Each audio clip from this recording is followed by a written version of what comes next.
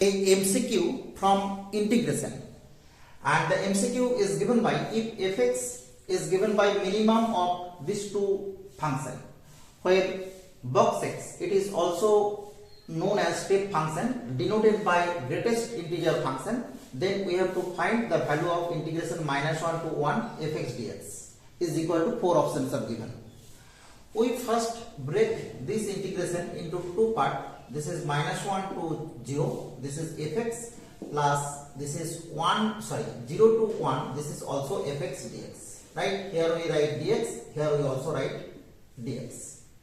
Now we put the minimum value of fx here and also fx here, and in -1 to 0, -1 less x less 0, or maybe equal to 0, then we know that fx x plus box x is equal to x minus x, so this is equal to 0 because here x is negative or 0, and in this case x minus box x, this is x minus of -1 because the value of box x is -1 in this range, so we get x plus 1.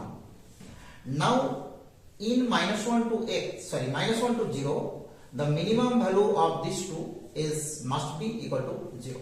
This is the minimum. Okay, so we put here -1 to 0 dx because the minimum of these two functions is 0.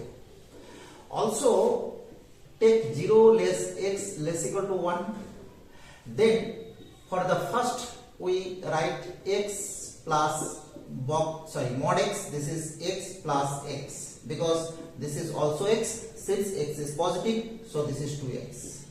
Okay, and in this case x minus step function x, this is given by x minus 0 because in this interval the step function value is 0.